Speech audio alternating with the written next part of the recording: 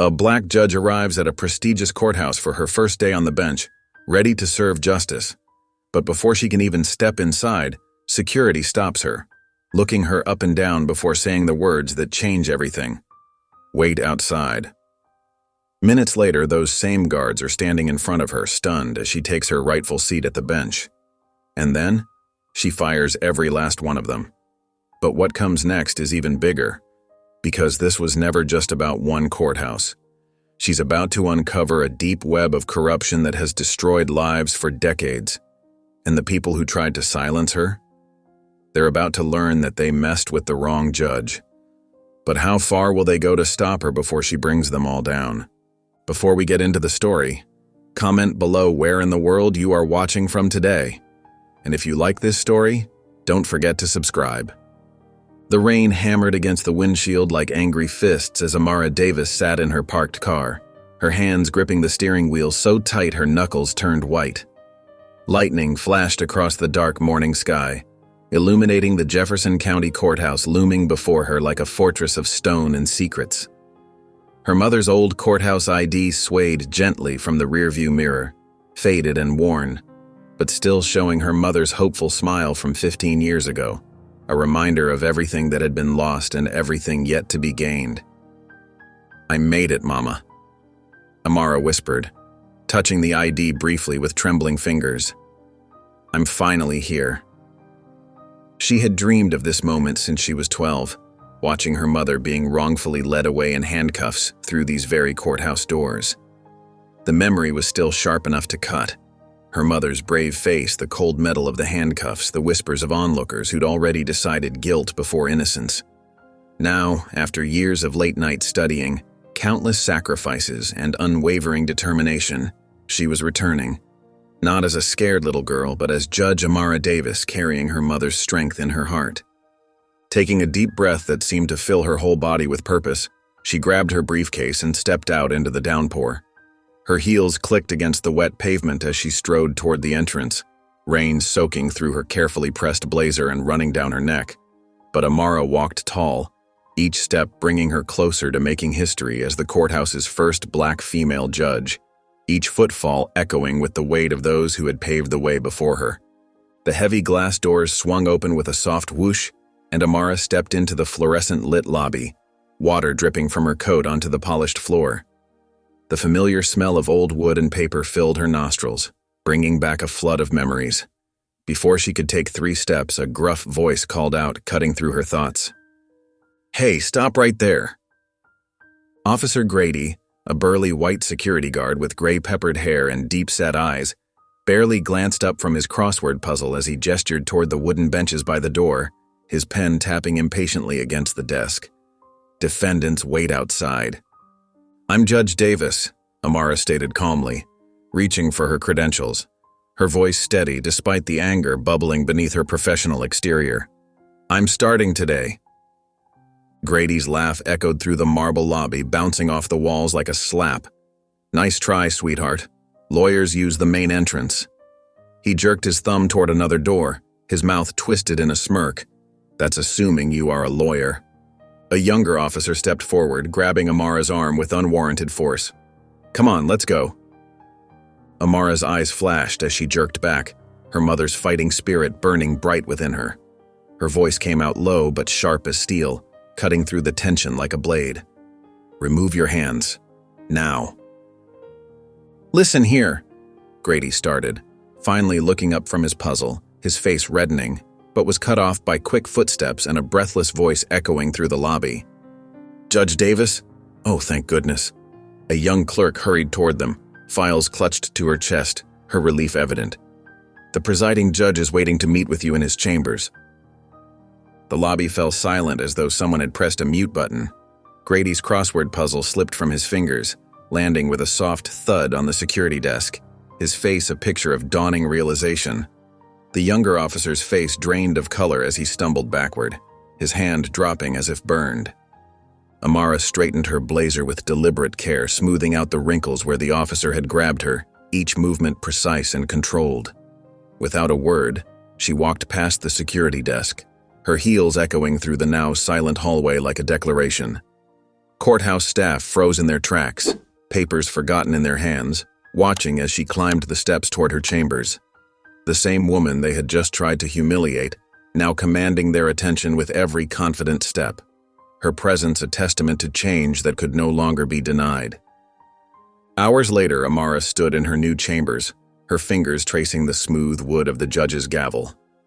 Sunlight streamed through tall windows, casting long shadows across the polished desk and illuminating specks of dust that danced in the golden beams. The weight of the gavel in her hand felt right, like it had been waiting for her all along. But the morning's confrontation at the entrance still burned in her mind, a stark reminder of the battles ahead. The racial slurs they'd hurled at her echoed in her thoughts, fueling her determination.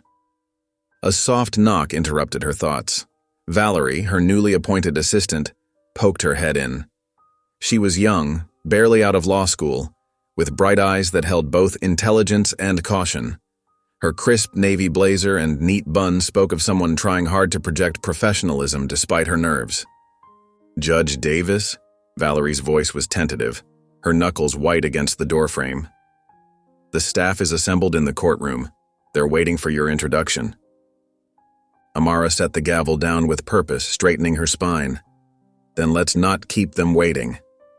Steel crept into her voice as she added, "Let's make an introduction they won't forget." She smoothed her black robes and lifted her chin, ready for battle. Courtroom 3B hummed with whispered conversations as Amara entered.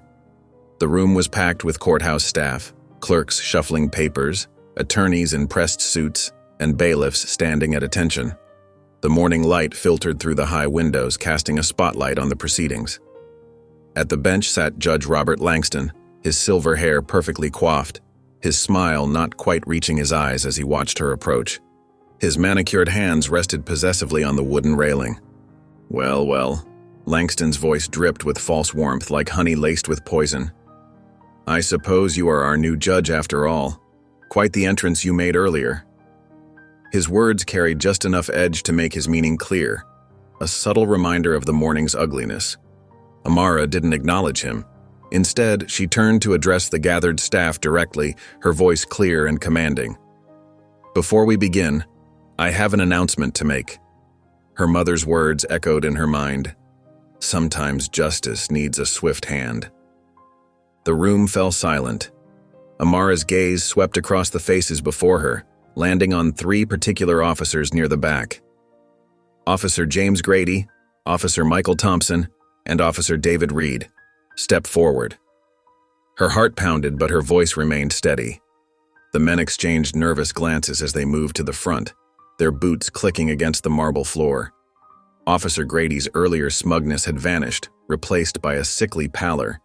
His hand twitched near his belt, a nervous tell.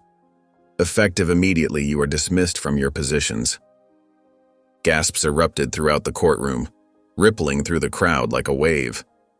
Officer Grady's face turned an angry red, while the other 2 officers stood frozen in shock. Someone dropped a legal pad, the sound echoing in the stunned silence. "Now, Judge Davis," Langston cut in, his patronizing tone barely masking his alarm. His fingers drummed an agitated rhythm on the bench. "Let's be reasonable. This is not a discussion." Amara's voice cut through his protest like a blade. "Racism has no place in this courthouse, not while I'm here." The words rang with finality, echoing off the high ceiling. The dismissed officers shuffled toward the exit, their whispered threats of revenge barely audible over the stunned silence of the courtroom. Their badges gleamed one last time in the morning light as they pushed through the heavy wooden doors. Langston's practiced smile finally slipped away. His eyes narrowed as he studied Amara, no longer seeing just another new judge, but something far more dangerous, a threat to the status quo. His jaw clenched visibly as he calculated his next move. Outside the courtroom, the news of the firing spread through the courthouse corridors like wildfire, carrying with it winds of change and whispers of retribution. In some hidden corner of the massive building, unseen hands were already setting plans in motion, preparing for Amara's downfall. Behind closed doors, phones buzzed with urgent messages, and secret meetings were hastily arranged. The old guard was preparing for war. The evening rain tapped against Amara's apartment windows as she spread case files across her coffee table, each folder containing evidence of misconduct she'd spent months gathering. The TV hummed in the background, its blue light casting shadows on the walls, mixing with the city lights filtering through the rain-streaked glass. She looked up as a familiar news anchor's voice cut through her concentration, the woman's perfectly coiffed hair and pressed blazer a stark contrast to Amara's end-of-day exhaustion. Newly appointed Judge Amara Davis made waves today by firing long-standing courthouse employees, an act some are calling radical overreach.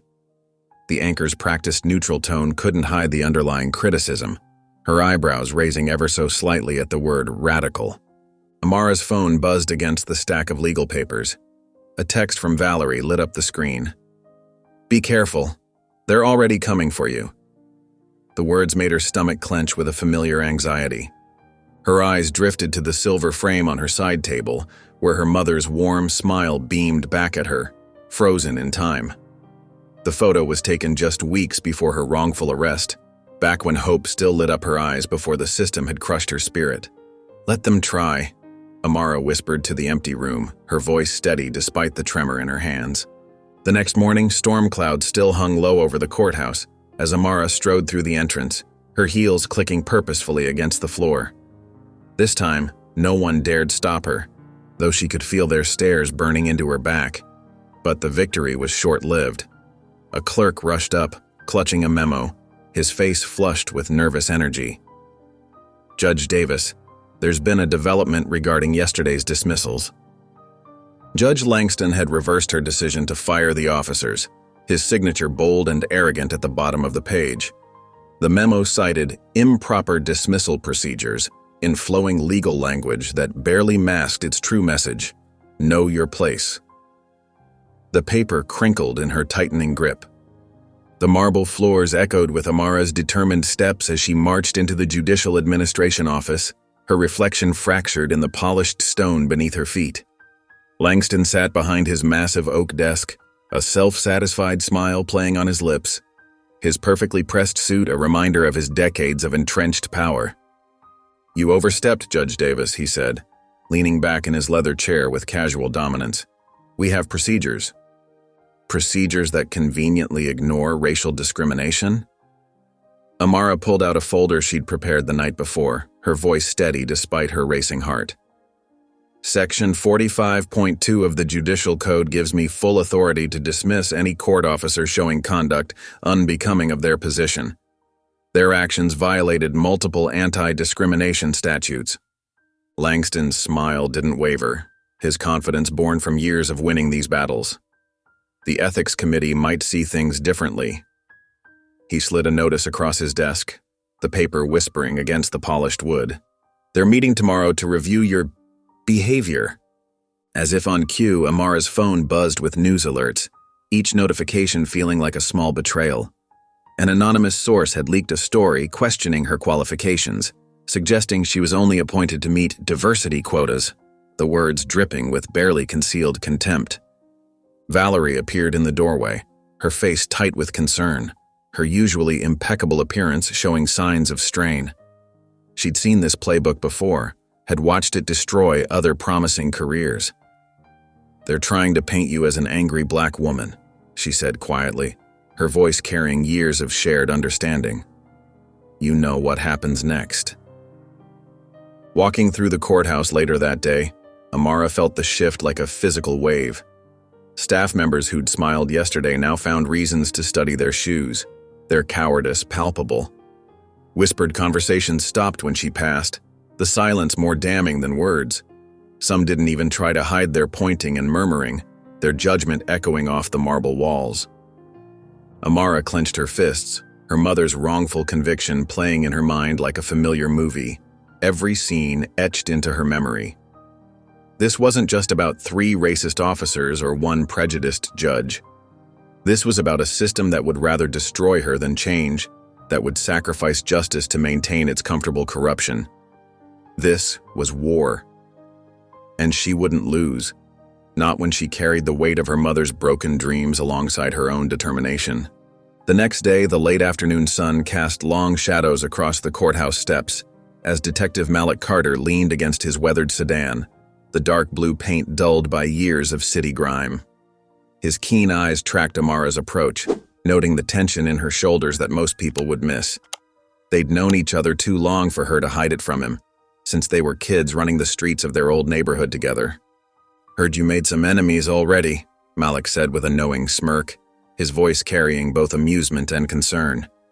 He straightened up from his casual pose, crossing his arms over his chest. Amara didn't return his smile. The weight of the day's battles showed in her eyes, dark circles beginning to form beneath them. "Langston's fighting me at every turn. There's more going on here." Her fingers tightened around the leather strap of her briefcase. Malik nodded, his expression turning serious. "Then let's dig." He pulled out his car keys, the metal catching the dying sunlight. They set up in Malik's small office downtown, surrounded by stacks of court records and case files that threatened to topple from every surface. The old desk lamp cast a warm glow over their work as they pored through years of Langston's rulings, the smell of coffee growing stronger as the night wore on. Patterns emerged like dark threads in a tapestry, each one more disturbing than the last. "Look at this," Amara said, spreading out a series of case summaries, her finger tracing each damning line. 3 drug possession cases, nearly identical circumstances.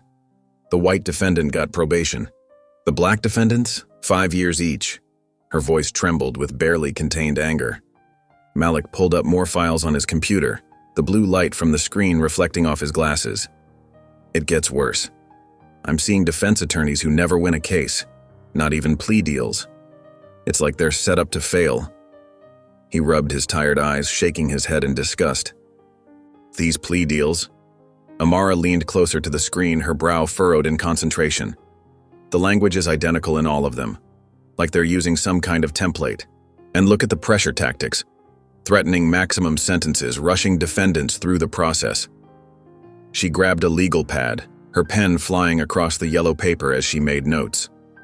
Hour after hour they built their case. Malik's investigative instincts, honed by years on the force, led them through financial records and corporate filings. The connection to Private Corrections Corporation emerged like a snake from tall grass, its presence poisoning everything it touched. "Every time PCC opens a new facility," Malik said, pointing to a timeline he'd created on his whiteboard, "Langston's conviction rates spike, especially for young black men. Red lines connected dates and events, forming a web of corruption." The sun had long since set when Malik's computer pinged with an alert. His eyes widened as he scrolled through the encrypted data, his fingers flying across the keyboard. "Amara, I found something. Offshore account in the Caymans. Regular deposits matching dates of major sentencing decisions. Someone's been paying him off." His voice dropped to a whisper, as if the walls themselves might be listening. "He couldn't do this alone," Amara said, studying the transaction patterns, her legal mind connecting invisible dots. "Someone inside the courthouse has to be helping cover this up." She massaged her temples, fighting off a growing headache. When Amara returned to her office, the courthouse was quiet except for the hum of fluorescent lights and the distant sound of a janitor's cartwheels squeaking against the tile floor. A plain white envelope sat in the center of her desk, unmarked and ominous. Inside, a single typed note carried its threatening message. "This fight could cost you everything, even your life." She looked around the darkened courthouse, feeling unseen eyes watching her. The shadows seemed deeper, more menacing than before. But her resolve didn't waver. She thought of her mother, wrongly imprisoned all those years ago, and straightened her spine. She wouldn't back down. Not now. Not ever. The truth had to come out, no matter the cost. That night, Amara's phone buzzed incessantly on her nightstand, pulling her from sleep. Through bleary eyes, she saw dozens of notifications flooding her screen, their blue light harsh in the darkness of her bedroom. Valerie's message stood out among them. "Turn on the news. Now." The urgency in those 5 words made her heart skip a beat, and a cold dread settled in her stomach. Fumbling for the remote with shaking fingers, Amara clicked on her TV. Her stomach clenched as the morning news anchor's voice filled her bedroom. Judge Amara Davis, known for her controversial firings, is now under scrutiny for allegations of judicial overreach and misconduct. The screen flashed to a photo of her from court, carefully selected to show her at her most stern, her expression twisted into what looked like a scowl. The headline beneath read, "Too radical for the bench?" Her hands trembled as she turned up the volume, the plastic remote slick with sweat. Throughout the morning, every major news outlet picked up the story, each one seeming to pile on with more vicious commentary than the last. They twisted her stance against discrimination into something ugly, painting her as an angry judge with a personal vendetta. News anchors questioned her qualifications with thinly veiled racism, while social media exploded with hateful comments that made her skin crawl. The words seemed to blur together in a dizzying assault of accusations and innuendo. "She's clearly pushing a radical agenda," one commentator said, shaking his head in mock concern, his perfectly pressed suit and practiced frown screaming insincerity. His voice dripped with false sympathy that made Amara's jaw clench. "This is what happens when we prioritize diversity over merit," another added, the words dripping with condescension, his smug smile barely concealing the prejudice beneath. Judge Langston seized the moment, appearing on multiple networks to call for an ethics review. He stood at a podium outside the courthouse, his gray suit immaculate, his expression grave as cameras flashed around him like lightning in a storm.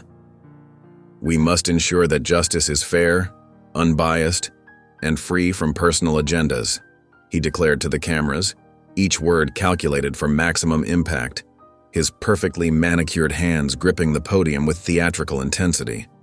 Inside the courthouse, the atmosphere grew thick with tension, like a heavy blanket of suspicion settling over everything. White clerks huddled together in corners and break rooms, their conversations dropping to whispers when Amara passed, their eyes darting away guiltily.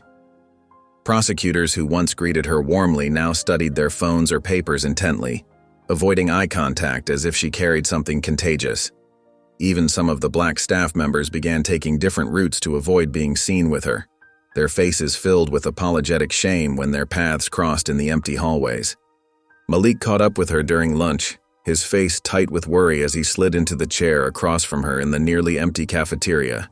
The scraping of his chair against the floor echoed in the uncomfortable silence. "This isn't just bad press," he warned, his voice low and urgent. "It's step one in forcing you out." Her phone rang, her mother's name lighting up the screen.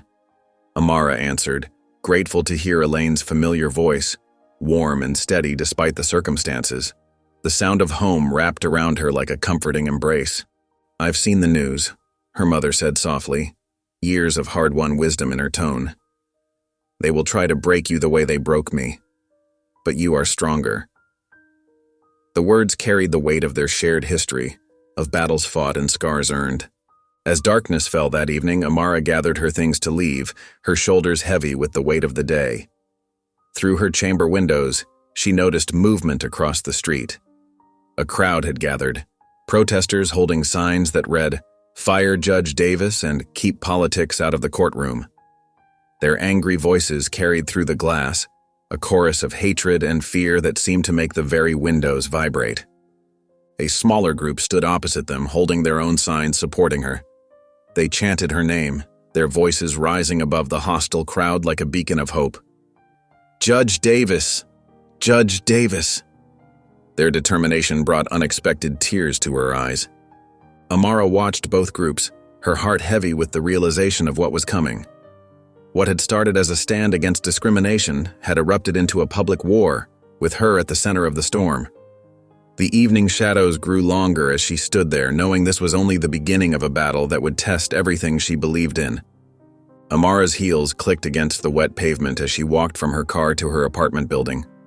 The streetlights cast long shadows across the empty street, and exhaustion weighed heavy on her shoulders after another grueling day of fighting battles in the courtroom. Her muscles ached, and all she wanted was a hot shower and her bed. As she reached the curb, movement caught her eye. A black SUV idling about 50 yards down the street, its engine humming menacingly in the darkness. Her steps faltered as the SUV's headlights flickered once, twice, like a predator's eyes in the night. Before she could process what was happening, the vehicle's engine roared to life and it sped away, tires squealing against the asphalt, leaving the acrid smell of burning rubber in its wake. The knot in her stomach tightened, but she tried to shake off the unease. Just paranoia, she told herself. But the words felt hollow even in her own mind, echoing with the same emptiness as her footsteps in the quiet street. Inside the building, a plain brown box sat waiting at her apartment door, its presence as unwelcome as a spider in a child's bedroom. No shipping label, no return address, just a single note taped to the top in blocky handwriting that looked like it had been written in anger. "You don't belong here." With trembling fingers, she tore open the package, her heart pounding against her ribs. Inside lay a photograph of herself, one taken recently outside the courthouse while she'd been speaking with a client. Red ink slashed violent lines across her face, dripping down the image like blood, turning her professional smile into something grotesque and haunting. "This isn't just intimidation anymore," Malik said later, pacing her living room as he examined the defaced photo, his police badge catching the light as he moved. His voice shook with barely contained fury, his free hand clenched into a tight fist. "This is a direct threat. Whoever's behind this wants you scared, and they're escalating." Though Amara insisted she wouldn't be scared away, her voice stronger than she felt inside, Valerie finally convinced her to upgrade her security system and install cameras. "Being brave doesn't mean being reckless," her friend insisted. Worry etched across her features as she helped research the best security companies in Atlanta. The pressure at work grew more intense with each passing day, like a vice slowly tightening around her throat. Her carefully organized schedule was suddenly thrown into chaos when a clerk accidentally mixed up her court dates, causing her to miss a crucial hearing that could have helped an innocent man. The other judges began taking public shots at her credibility, with one senior judge telling reporters she was clearly too inexperienced for such an important position, his words dripping with condescension. Someone even dug up her old law school essays about systemic racism, leaking carefully selected quotes to conservative media outlets as proof of her supposed radical agenda. The headlines grew more vicious, spreading across social media like wildfire, and the whispers in the courthouse halls more hostile, following her like shadows. Through it all, Judge Langston maintained an eerie calm, watching the chaos unfold with barely concealed satisfaction from his corner office with its expensive view. He caught her alone in the elevator one morning, his smile cold and practiced like a shark circling its prey. "You still have time to walk away, Judge Davis," he said smoothly, adjusting his silk tie with manicured fingers. "Maybe this isn't the right job for you. There are safer career paths." Amara met his gaze steadily, refusing to flinch even as her heart hammered in her chest. "You're right about one thing. I don't belong in your corrupt courthouse. I belong in a better one, and I'll make it happen, no matter what it takes." That evening, Amara installed 3 new deadbolts on her apartment door, the drills whirring a counterpoint to her racing thoughts. Her hands were steady even as fear tried to shake them. Even with the extra security, sleep felt impossible, her mind replaying every threatening moment of the past weeks. Every creak and distant car horn made her heart race, her body tensed for danger. As she lay in bed staring at the ceiling, counting the shadows that danced across it, her phone buzzed on the nightstand, an unknown number. She let it go to voicemail, but when she played the message, the anonymous voice sent ice through her veins, each word carefully measured and threatening. "Drop the investigation, or next time it won't be just a warning. Some accidents can't be undone." The next day, in a corner booth of Joe's all-night diner, where the fluorescent lights flickered and the smell of coffee mixed with greasy burgers, Amara sat across from Malik. The vinyl seats squeaked as he leaned forward, sliding a thick manila folder across the scratched Formica table. The late-night crowd was thin, just a few tired truckers nursing their coffees, and a waitress who looked ready for her shift to end. "We got him," Malik said, his voice low but triumphant, his eyes shining with the satisfaction of months of careful work. Amara opened the folder, her eyes scanning document after document. Bank statements, wire transfers, offshore account details, all pointing directly to Judge Langston. The evidence was damning. He'd been accepting substantial bribes, his connection to private prison companies laid bare in black and white. Her fingers trembled slightly as she turned each page, the weight of what they'd uncovered settling heavy on her shoulders. But Amara's expression remained grim.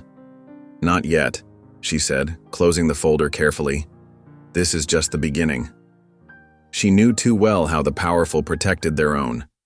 As they dug deeper, the corruption revealed itself like layers of rotting onion. The paper trail showed Langston's ties to private prisons went beyond simple bribes. He had a calculated system. His harsh sentencing patterns perfectly aligned with which facilities paid him the most. Each discovery made her stomach turn as she thought of all the lives ruined by his greed.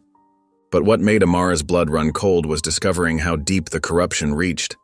Several prosecutors and public defenders were complicit, deliberately steering cases toward Langston's courtroom. These lawyers, sworn to uphold justice, were intentionally losing cases, ensuring their clients received maximum sentences while padding their own bank accounts. The betrayal of their oath felt personal to Amara, who'd dedicated her life to protecting the vulnerable. "Judge Davis?" A young clerk approached her office one afternoon, nervously glancing over her shoulder, her hands fidgeting with her sleeve buttons. "He knows you're investigating. Langston, he's planning something, setting you up." The fear in the clerk's eyes told Amara everything she needed to know about the risks ahead. The setup came swift and brutal. Someone planted evidence suggesting Amara had accepted bribes before becoming a judge. Local news stations jumped on the story like hungry wolves, their headlines screaming for an investigation into her past. The worst part was watching former supporters begin to doubt her, their faith crumbling under the weight of false accusations. Each morning brought new allegations, each more outrageous than the last. "You need to fight back," Valerie insisted during a tense strategy meeting, pacing the conference room with nervous energy. "Show them who you really are." But Malik shook his head, his calm voice a contrast to Valerie's intensity. "That's exactly what they want. They're trying to bait you into an emotional response. Stay strategic." Amara chose her path carefully. Through discreet channels, she arranged a meeting with Sarah Chen, a former public defender who'd reached out, wanting to break free from the corrupt system.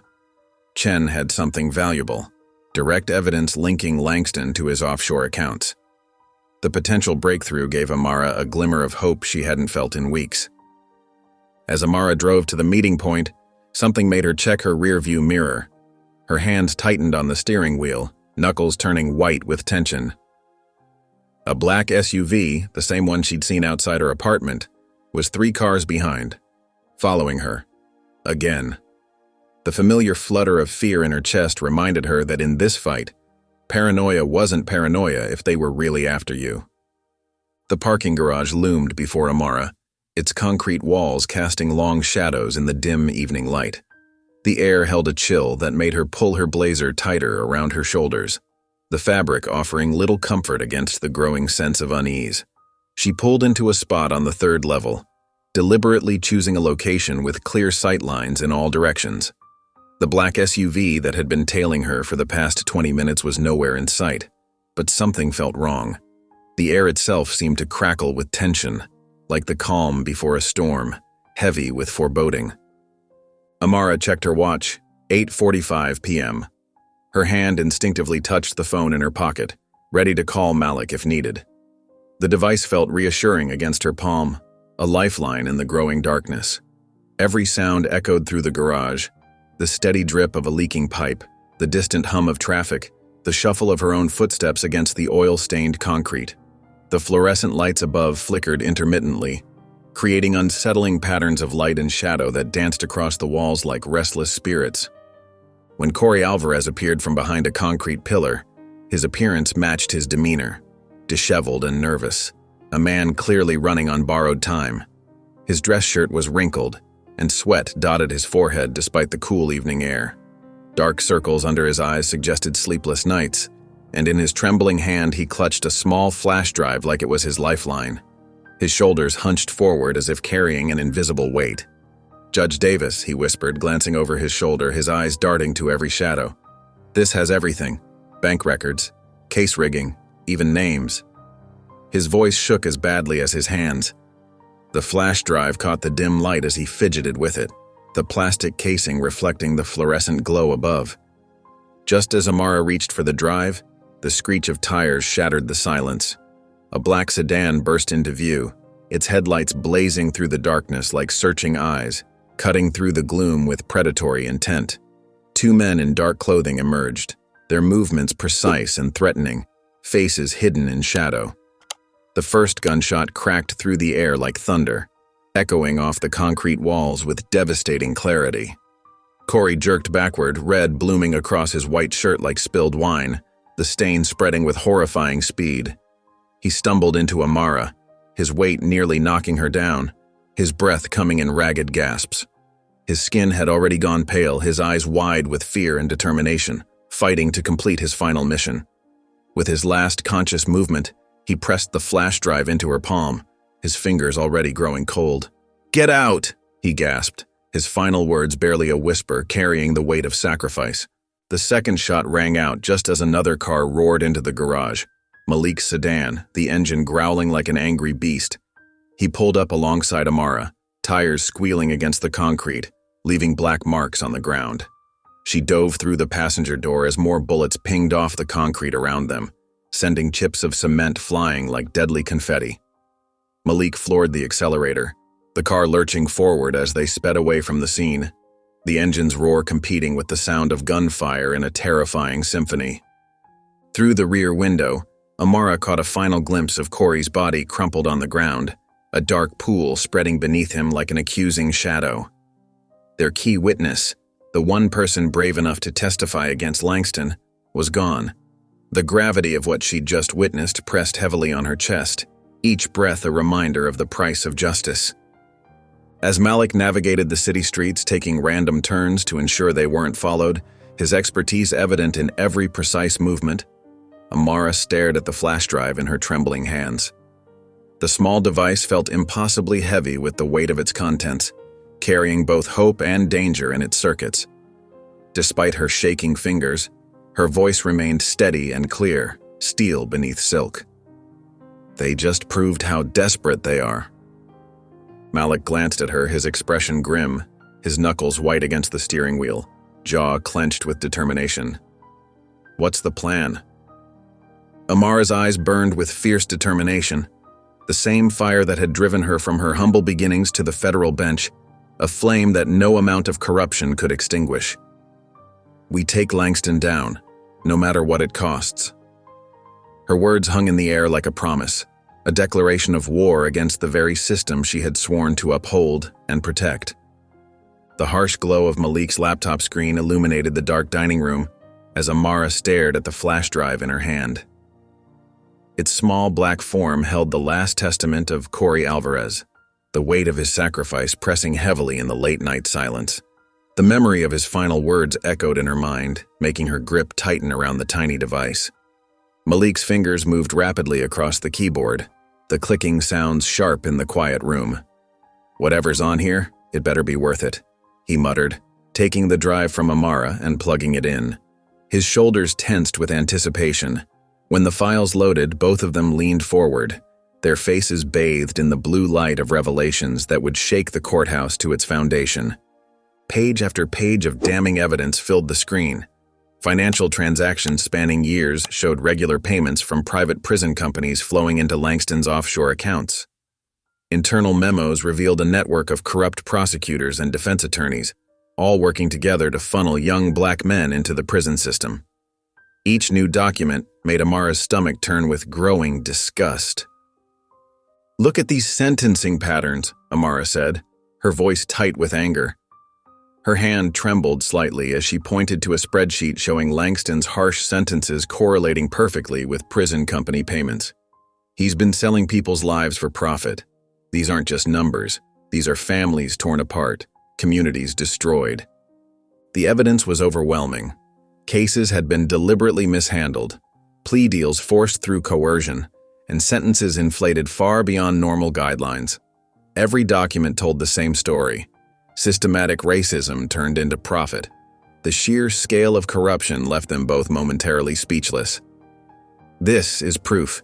He's done," Amara declared, standing up from her chair, energy coursing through her despite the late hour. Her heart pounded with a mixture of triumph and determination. Malik shook his head, his expression grim as he ran a hand over his tired face. "Number, this is just information. We need a way to use it before they bury us first. You know how they operate." As if to prove his point, Amara's phone buzzed with news alerts. A new story was breaking, an anonymous source claiming she had accepted bribes during her time as a defense attorney. The allegations were completely false, but the damage was already spreading across social media like wildfire, with each share and retweet driving another nail into her reputation. Minutes later, her email pinged with an official notice. A judicial ethics complaint had been filed against her. The language was carefully crafted, questioning her emotional stability and fitness for the bench. The words made her blood boil, recognizing the calculated attempt to discredit her using age-old tactics. On TV, Langston's face appeared, his expression a mask of false concern, every feature carefully arranged to project sincerity. "Judge Davis seems more interested in personal vendettas than in serving justice," he said smoothly to the cameras, his words dripping with manufactured sympathy. Amara paced the room, her mind racing through possibilities, her footsteps creating soft thuds against the carpeted floor. Finally, she stopped, a spark of hope lighting her eyes. "I need to talk to Senator Morrison," she said. "She's been pushing for legal reform. She'll understand what this evidence means. She has the power to make this public in a way they can't ignore." While Malik focused on tracing the complex web of offshore accounts, trying to find ways to make the evidence admissible in court, Amara drafted a careful message to the senator's private email. Her fingers flew across the keyboard, knowing every word had to be perfect. Just as she was heading to bed, exhausted from the night's discoveries, her phone buzzed again. Unknown number. Amara stared at the screen, her finger hovering over the answer button. The late hour made the call feel even more ominous. After a moment's hesitation, she accepted the call, steeling herself for what might come. A distorted voice whispered through the speaker, each word precise and threatening. "Stop now, Judge Davis, or you won't make it to the bench tomorrow." The line went dead, leaving Amara alone with the weight of the threat hanging in the darkness. Hours later, the soft clink of ice against glass punctuated the tense silence in the private dining room of Le Maison Rouge. Rich mahogany panels lined the walls, and the aroma of expensive cuisine wafted through the air, mingling with the subtle scent of fresh flowers arranged in crystal vases on nearby tables. Senator Charles Whitmore sat across from Amara, his weathered face illuminated by the warm glow of wall sconces. He took another sip of his whiskey, studying her with the calculated gaze of a career politician, his eyes searching for any sign of weakness as shadows danced across his lined features. "You've stirred up a hornet's nest, Judge Davis," he said, placing his glass down with deliberate care. The crystal caught the light, sending tiny rainbow reflections across the crisp white tablecloth that draped elegantly to the floor. Amara met his gaze steadily, her shoulders squared beneath her tailored jacket. "I intend to burn the whole hive."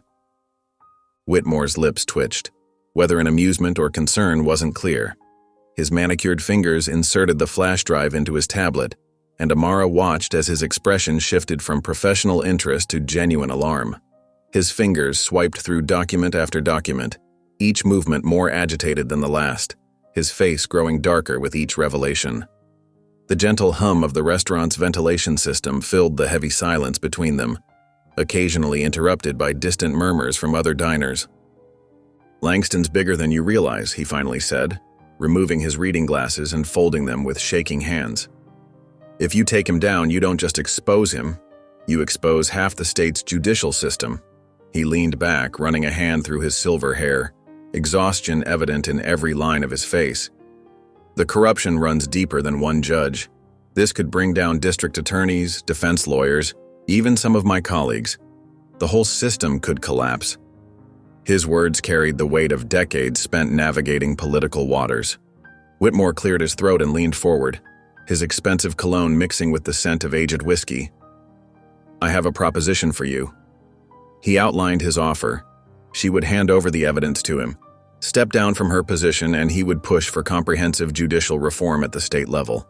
His words were smooth, practiced, like a well-rehearsed speech delivered countless times before. "You want me to walk away from the very thing I swore to fix?"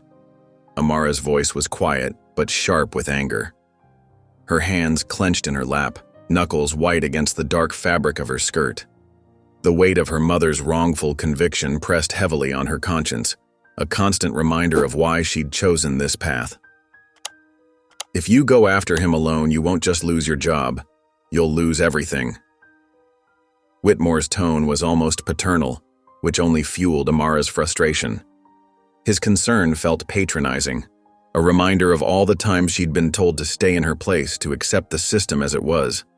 As they sat in their standoff, Amara's phone buzzed against the table, the sound seeming to echo in the tension-filled room. A text from Malik. "Found someone. Former court clerk named Diane Fuller. She processed Langston's financials. Been in hiding for years. This could change everything." Amara stood up, smoothing her blazer with steady hands. "Thank you for your time, Senator, but I'll have to decline your offer." Her voice carried the quiet determination that had taken her from a poor Atlanta neighborhood to the federal bench, each word measured and firm. Whitmore's face hardened, the politician's mask slipping to reveal something colder beneath, like steel showing through worn velvet. "Then prepare for war, because Langston won't go down quietly." The ice in his glass clinked one final time as he set it down, the sound like a gavel falling on a verdict, echoing with finality in the hushed dining room. The next day, morning sunlight filtered through the tall windows of Amara's chambers, casting long shadows across her polished desk. The weight of yesterday's confrontation with Senator Whitmore still pressed heavily on her shoulders, making even the simple act of reviewing case files feel like wading through mud. When Valerie burst through the door, her usually composed demeanor shattered. The tension in the room instantly doubled. "Judge Davis," Valerie gasped, clutching a stack of papers so tightly her knuckles had turned white. "The state attorney just issued a formal complaint against you. They're trying to have you suspended. It's worse than we anticipated." Amara's stomach tightened into a hard knot, but her face remained calm as she took the documents, years of courtroom experience masking her inner turmoil. The words blurred together on the official letterhead: gross misconduct, unethical behavior, immediate suspension pending investigation. Each phrase felt like a personal attack. Within hours, Langston's carefully orchestrated plan unfolded like a deadly chess game. The courthouse buzzed with whispers as powerful judges, politicians, and legal figures aligned themselves against her, former allies suddenly finding urgent meetings to attend when she passed by. A suspension hearing was scheduled for 5 days later, a hearing that could permanently strip her of her position and everything she'd worked so hard to achieve. But Amara refused to play defense. She marched straight to her clerk's office, her heels clicking purposefully against the marble floor, and drafted a subpoena for Langston's financial records. Her pen moved with fierce determination across the paper, her signature bold and unwavering, each stroke a declaration of war. "Get this to Langston's office immediately," she instructed her clerk, her voice steady and commanding. "And contact this number." She handed over a slip of paper with Diane Fuller's information, hoping the former clerk would finally find the courage to come forward. That afternoon, Amara sat across from Sarah Chen, a respected investigative journalist known for exposing corruption in high places. The reporter's recorder blinked red like a tiny warning light as Amara methodically laid out the evidence of Langston's targeted persecution of minority defendants, her voice growing stronger with each revelation. "These aren't just statistics," Amara explained, spreading documents across the table, her fingers tracing the rows of numbers that represented shattered lives. "Each number represents someone's life destroyed by a corrupt system. Behind every case number is a mother, a father, a child who lost their chance at justice." Meanwhile, Malik worked tirelessly in his cramped office, following the money trail through a maze of offshore accounts and shell companies. Each discovery revealed deeper layers of corruption, connecting Langston to private prisons and shadowy corporate interests that profited from higher incarceration rates. After 3 days of relentless pressure and careful negotiation, Diane Fuller finally agreed to meet. The former court clerk's hands trembled as she sipped coffee in a quiet cafe far from the courthouse, her eyes constantly darting toward the door like a frightened animal ready to bolt. "I'll testify," Diane whispered, her voice barely audible above the gentle cafe music. "Someone needs to stop him. I've carried this secret too long." But that night, everything changed. Thick, acrid smoke filled the hallways of Diane's apartment building as flames consumed her home, destroying every piece of evidence she'd carefully hidden away. Neighbors helped her escape, coughing and terrified, with nothing but the clothes on her back and the haunting knowledge that this was no accident. The next morning, Diane's voice shook over the phone, raw from smoke and fear. "I'm sorry, Judge Davis. I just can't. They'll kill me next time. They've already taken everything else." Amara sat alone in her chambers as evening shadows crept across the walls like dark fingers. Her reflection in the window looked tired, the weight of the fight visible in her eyes, but underneath the exhaustion burned an unquenchable fire. Her phone buzzed, Malik's name lighting up the screen with a glimmer of hope.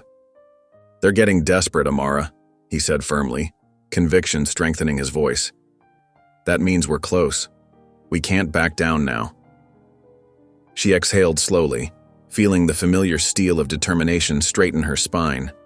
The same strength that had carried her from a poor Atlanta neighborhood to the federal bench rose within her once more. "Then let's end this. It's time to show them what justice really looks like." Later, the courtroom fell silent as Amara took her place at the bench. Morning light filtered through the high windows, casting long shadows across the polished wood and illuminating dust motes that danced in the golden beams. She adjusted her robes with practiced care, smoothing the heavy black fabric as she prepared to begin the day's proceedings, when the heavy oak doors swung open with a resounding bang that made several people jump in their seats. 2 police officers strode purposefully down the center aisle, their badges glinting in the morning light, boots clicking against the marble floor. The taller officer, his face stern and unyielding beneath his crew cut, stepped forward with an air of grim satisfaction. "Judge Amara Davis, you are under arrest for judicial misconduct." The words echoed through the stunned courtroom like a thunderclap. Gasps and whispers erupted from the gallery as Amara's stomach plummeted, a cold wave of dread washing over her.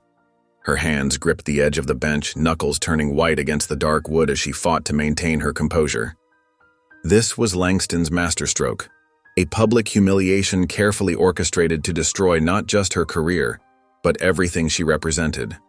The officers approached with handcuffs glinting dully in the morning light as charges filled the air. Abuse of power, improper interference in cases, wrongful termination of court staff.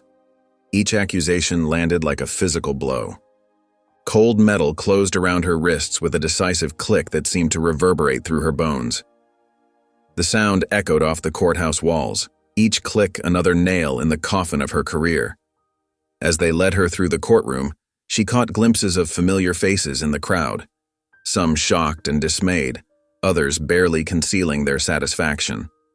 Judge Langston stood in the doorway, arms crossed over his expensive suit, a slight smile playing at the corners of his thin mouth. Outside, news cameras flashed like lightning in a storm, reporters shoving microphones toward her face with desperate eagerness. "Judge Davis, how do you respond to the charges? Is this related to your recent controversies?" Their voices blended into a cacophony of accusation, faces hungry for the next big headline. Valerie pushed through the crowd like a ship breaking through waves, her face tight with worry and determination. "We're already working on bail," she called out, her voice steady despite the chaos. Behind her, Malik was on his phone, tie askew as he gestured urgently while speaking to their legal contacts. The processing at the jail stripped away every vestige of her authority with mechanical efficiency, her robes, her jewelry, even the small golden cross her mother had given her. They photographed her, fingerprinted her, handed her an orange jumpsuit that felt like sandpaper against her skin and smelled of harsh industrial detergent. Other inmates watched her pass through the corridors, some with recognition dawning in their eyes. A few nodded respectfully, seeing a familiar face from their court appearances. Others sneered and whispered behind their hands, delighting in seeing a judge brought low. In the common area, its walls a dingy institutional beige, she spotted a familiar face that made her heart skip. Jamal Brooks, the young man whose wrongful conviction had first alerted her to Langston's corruption. His eyes widened in shock as she approached, his prison-issued uniform hanging loose on his thin frame. "They got you too?" he whispered, disbelief etched across his features, fingers nervously fidgeting with the hem of his shirt. Before she could respond, a public defender with graying hair brushed past her, seemingly by accident. But as she passed, a small piece of paper slipped into Amara's hand with practiced smoothness. Away from the watchful eyes of cameras and guards, Amara carefully unfolded the note, its edges worn as if it had passed through several hands. The words made her breath catch in her throat. "You're closer than you think. There's someone on the inside ready to flip." Amara stared at the cramped handwriting, her mind racing as pieces began falling into place like a complex puzzle finally taking shape. Someone in Langston's inner circle was wavering, ready to break ranks. She just had to figure out who, and fast before they changed their mind or worse, were silenced. Sometime later, the fluorescent lights buzzed overhead as Amara sat on the hard metal bench inside the holding cell, her hands folded neatly in her lap despite the indignity of her orange jumpsuit. The concrete walls pressed in around her, making each breath feel shallow and insufficient. The faint echoes of distant doors clanging shut and muffled voices bounced off the stark walls. Across from her, Jamal Brooks studied her with eyes that had seen too much too young, his weathered face telling its own story of a system that had failed him. "I bet you never thought you'd end up in here, huh?" he said, a hint of irony lifting the corner of his mouth. His fingers absently traced invisible patterns on the metal table between them. "Neither did you," Amara replied, keeping her voice steady even as the weight of their shared injustice settled between them. The truth of those words hung heavy in the stale air. She pulled out the crumpled note from the public defender, reading it again for what felt like the 100th time. "You're closer than you think. There's someone on the inside ready to flip." The words sparked hope. Someone in Langston's inner circle was breaking under the pressure of their conscience. Her heart quickened at the possibility. Outside the jail walls, Valerie and Malik worked tirelessly, calling in every favor they'd earned over their careers. Their determination showed in the dark circles under their eyes and the growing stack of coffee cups on their desks. But when Amara appeared before the judge for her bail hearing, she recognized the cold look in Judge Henderson's eyes. He was one of Langston's closest allies, his expensive suit and manicured nails a stark contrast to the justice he was meant to represent. "Bail denied," Henderson declared, not even bothering to hide his satisfaction as he brought down his gavel with unnecessary force. "The defendant poses a flight risk." The words felt like a physical blow. Later that afternoon, an unexpected visitor arrived. Ethan Calloway, one of the younger prosecutors who worked under Langston, sat across from Amara in the visitation room. His fingers drummed nervously on the table as he glanced at the guard by the door, sweat beading at his hairline despite the room's chill. "I didn't sign up to send innocent people to prison," he admitted quietly, his voice barely above a whisper, shoulders hunched as if carrying an invisible burden. "Langston controls everything, and if you don't play along, you're out." His eyes darted around the room again before meeting hers, filled with a mix of fear and determination. "There's more to this than you know." As night fell over the jail, Amara tried to find a comfortable position on her thin mattress, the springs creaking beneath her weight. The phone in the guard station rang, echoing through the quiet cell block like a warning bell. Minutes later, a guard approached Valerie, who was finishing up some paperwork for Amara's case, her pen scratching steadily against the forms. "Call for you," the guard said, keys jingling at his belt. "From Detective Carter." Valerie picked up the phone to hear Malik's panicked voice. "Ethan Calloway is missing," he said without preamble. "His car's still in the courthouse parking lot, but he never made it home."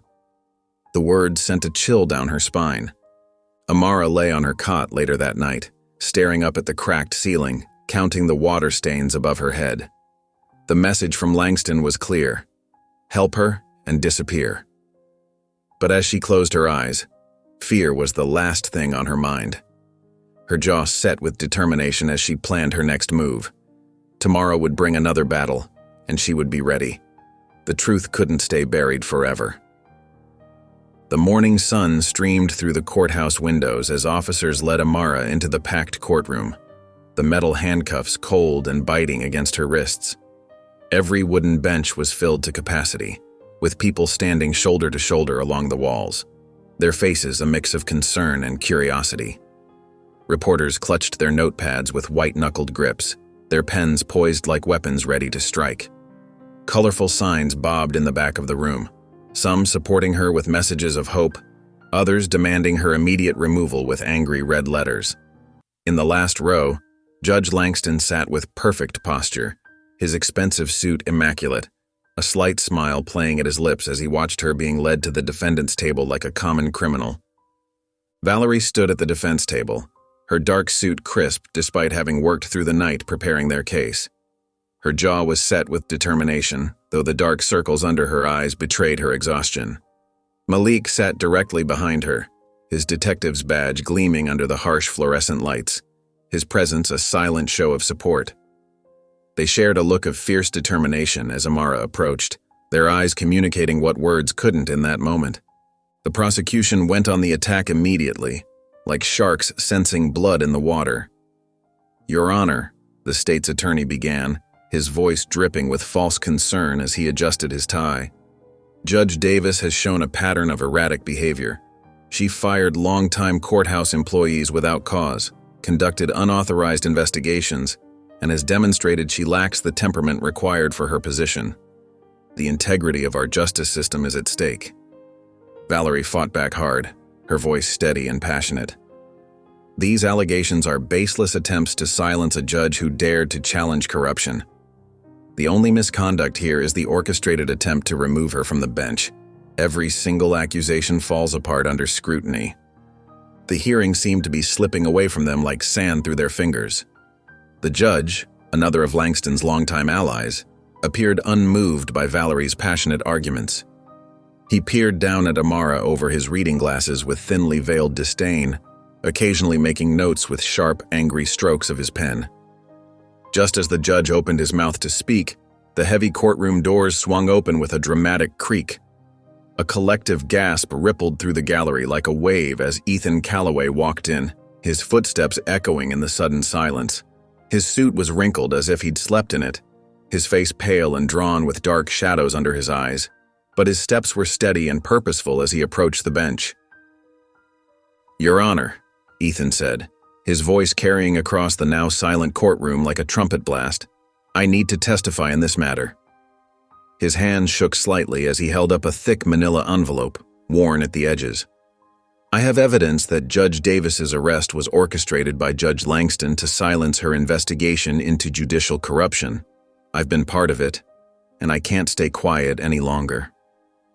The gallery erupted in shocked whispers that grew into a dull roar.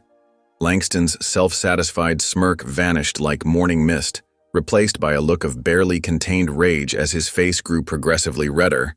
Ethan produced emails, memos, and recordings, laying out the conspiracy piece by damning piece. His voice grew stronger with each revelation as he detailed how Langston had ordered Amara's arrest, fabricated evidence, and threatened anyone who might help her. "I was supposed to disappear," he said, looking directly at Langston, whose face had turned ashen. "But I couldn't live with myself if I stayed silent. The truth has to come out." The judge's face turned an alarming shade of red as he reviewed the mountain of evidence. He shuffled through the papers with trembling hands, his earlier confidence evaporating. He had no choice. The evidence was overwhelming. "The charges against Judge Davis are dismissed," he declared, banging his gavel with enough force to make people jump. "Release her immediately." As the bailiff removed her handcuffs with shaking hands, Amara stood tall, her dignity intact despite everything they'd put her through. Camera flashes exploded like fireworks as she walked out of the courthouse, her head held high. She faced the wall of eager reporters directly, her voice clear and unwavering, carrying the weight of truth. "I was put in handcuffs for exposing corruption. But you know what? That just means I was right. And this is only the beginning of bringing true justice back to these courts." Back in her chambers, Amara sat across from Malik and Valerie, spreading Ethan's documents across her solid oak desk.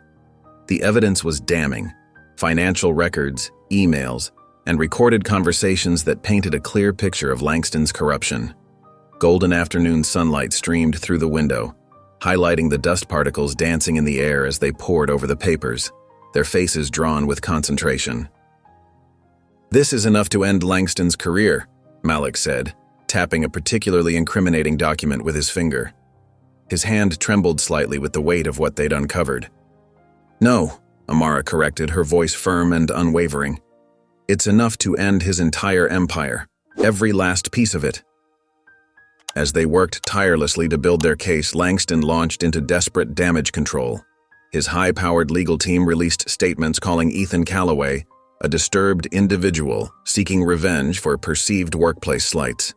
They filed aggressive defamation suits against both Amara and Ethan, demanding millions in damages and attempting to silence them through legal intimidation. But Amara refused to be intimidated. She contacted Sarah Chen, a respected investigative journalist known for exposing corruption and standing up to powerful figures. Within days, a devastating exposé appeared in the Herald, detailing Langston's connections to private prisons and the millions he'd received in kickbacks. The article included damning photographs of Langston meeting with prison executives at exclusive restaurants and private clubs, their champagne glasses raised in mock celebration of their corrupt dealings. Amara didn't stop there. She filed a comprehensive formal ethics complaint with the State Judiciary Board, complete with Ethan's evidence and additional testimonies from other courthouse employees who'd finally found the courage to speak up. Her demand for a federal investigation into Jefferson County Courthouse sent shockwaves through the legal community, causing longtime allies to distance themselves from Langston. The pressure began to show results.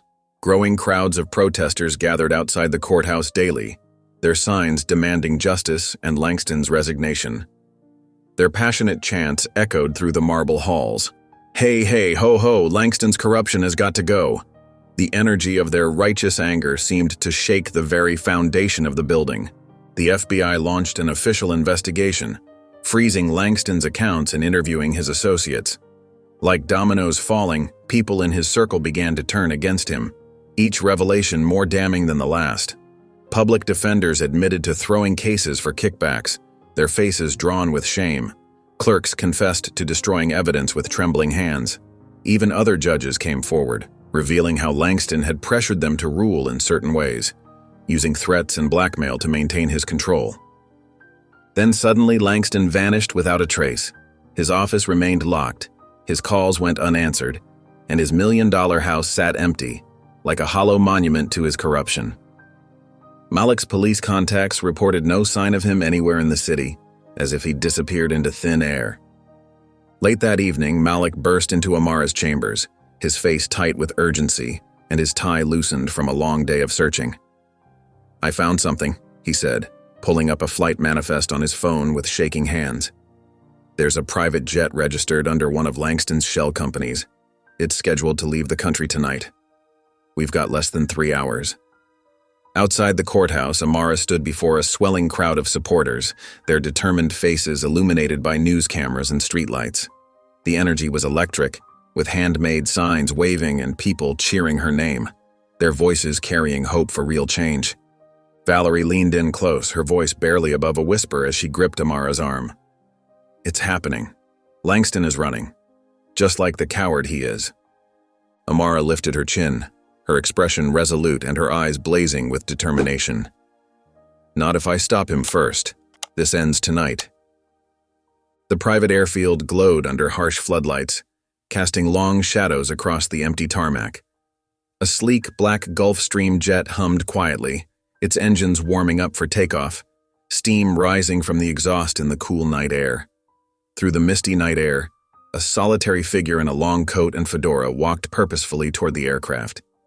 Judge Robert Langston, his shoulders squared despite the weight of his impending escape. His polished shoes clicked against the concrete with each determined step, echoing across the deserted runway like a countdown to freedom. Tires screeched on asphalt as Amara and Malik's car sped toward the airfield, followed by 3 black FBI vehicles. Their headlights cut through the darkness like searchlights, illuminating patches of fog in their path. Amara's heart pounded against her ribs, her hands clenched into fists so tight her knuckles turned white. Sweat beaded on her forehead despite the cold night air. They couldn't let him get away. Not after everything he'd done to corrupt their justice system. Not after all the lives he'd destroyed. Langston was halfway up the jet's stairs when the first FBI vehicle burst through the security gate, metal screeching as the barrier gave way. Agents poured out, weapons drawn, their voices echoing across the tarmac. "FBI, stop right there!" Their tactical gear gleamed under the floodlights as they moved into position, spreading out in a practiced formation that left no escape route uncovered. Langston turned slowly, raising his hands with theatrical casualness, his fedora tilted at a rakish angle. A cold breeze ruffled his expensive coat. "Gentlemen," he called out, his voice dripping with false courtesy, a smile playing at the corners of his mouth. "I'm afraid you're interrupting a diplomatic mission. I have immunity." "Not anymore," the lead agent replied, approaching with handcuffs ready, the metal catching the light. His boots crunched purposefully against the tarmac. "We have more than enough evidence for federal charges. Multiple counts of corruption, bribery, and obstruction of justice." As agents moved to arrest him, Langston's eyes found Amara, who stood watching from beside Malik's car, her breath visible in the cold air. His face twisted into one final smirk, a glimpse of the true man beneath the polished exterior, the mask of civility finally cracking. "You think you've won?" Amara met his gaze without flinching, standing tall and proud. The moment she'd fought for was finally here. "I don't think. I know." News helicopters circled overhead, their rotors beating against the night sky, their cameras capturing the moment Robert Langston, the untouchable king of Jefferson County Courthouse, was led away in handcuffs. The image broadcast live across every major network, a corrupt judge finally facing justice, his designer coat now draped over his bound hands, his confident stride reduced to a defeated shuffle. But the real bombshell came as agents searched his carry-on bag. Inside a locked briefcase, they found a leather-bound notebook filled with names, dates, and amounts, its pages dog-eared and well-worn. It was Langston's insurance policy, a detailed ledger of everyone he'd ever bribed, blackmailed, or corrupted. The list included state senators, prominent attorneys, business leaders, and even other judges. Each entry meticulously documented their crimes and weaknesses, written in Langston's precise handwriting, a spider's web of corruption spanning decades. "This goes deeper than we thought," Malik whispered, scanning the names, his eyes widening with each turn of the page. His hands trembled slightly as he held the damning evidence. "Half the state's legal system is in here." Amara stood in her darkened chambers later that night, moonlight streaming through the tall windows, her fingers tracing the smooth wood of her judge's gavel. The weight of it felt different now, heavier with the responsibility of real justice, yet somehow lighter without Langston's shadow looming over the courthouse. She had won the biggest battle of her career, taking down the man who had tried to destroy her. But as she looked at that gavel, watching how it caught the moonlight, she knew this victory was just the beginning. The real work of rebuilding trust in their justice system was only just starting. Tomorrow would bring new challenges, but for the first time in years, hope filled these halls instead of fear. Days later, the courthouse steps buzzed with activity as dozens of reporters jostled for position, their cameras flashing like strobe lights in the morning sun. Amara Davis stood tall at the podium, her dark suit crisp and professional, while Malik and Valerie flanked her protectively. The air crackled with anticipation as microphones pointed toward her like accusatory fingers. Behind her, the marble columns of the courthouse cast long shadows across the crowd, a reminder of the institution's imposing authority. The gathered crowd shifted restlessly, a mix of supporters and critics who had been waiting since dawn. "Justice is not about power, it's about accountability," Amara's voice rang clear and strong across the crowd. "Today, we proved that no one is above the law." Her words carried the weight of months of sleepless nights and relentless investigation. She gripped the edges of the podium, her knuckles white, but her voice unwavering as she continued to address the sea of faces before her. The aftermath of Langston's arrest hit the legal community like a tidal wave, sending shockwaves through every level of the justice system. One by one, names from his ledger faced public scrutiny. 3 judges resigned within days, their careers ending in disgrace. 5 prosecutors were placed on administrative leave, their cases now under intense review. Even 2 prominent defense attorneys surrendered their law licenses rather than face investigation, their reputations irreparably damaged. The courthouse halls, once filled with their confident strides, now echoed with whispers of betrayal. The state governor announced a comprehensive audit of Jefferson County Courthouse, bringing in independent investigators to examine every case Langston had touched. FBI agents combed through financial records, freezing accounts, and seizing properties linked to the corrupt judge. The investigation expanded daily, revealing a web of corruption that stretched back decades. Each new discovery brought fresh outrage from the public, who demanded answers and accountability. But Langston wasn't going down without a fight. His legal team, led by one of the state's most expensive defense attorneys, filed motion after motion to delay his prosecution. They pushed for a plea deal, arguing his cooperation could expose even more corruption. Their tactics were as aggressive as they were desperate. Every morning brought new legal challenges, each more intricate than the last. The media circus grew more intense with each passing day. Conservative news channels painted Amara as a dangerous radical, with one pundit calling her a threat to judicial stability. Headlines questioned her motives. Ambition or justice? The real story behind Judge Davis's crusade. Every morning brought new attacks, each more vicious than the last. Social media exploded with both fierce defenders and cruel critics, turning her pursuit of justice into a national debate. Inside the courthouse, tension simmered beneath a veneer of professional courtesy. Senior judges avoided her in the hallways, their disapproving glances following her every move.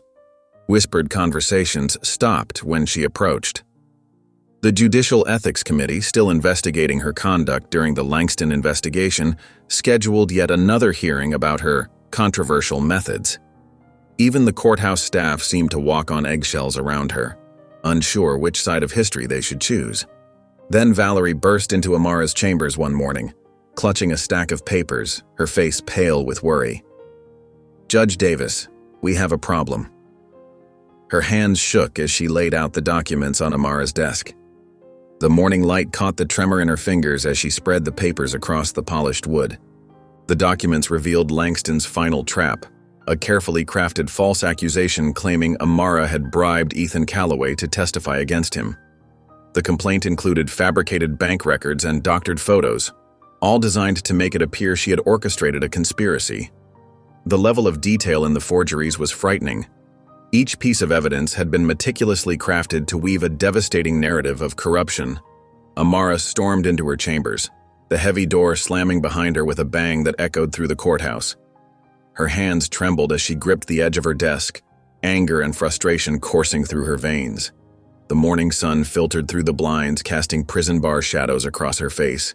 They wanted her gone, but she wasn't about to give them the satisfaction. She had come too far and fought too hard to let them win now.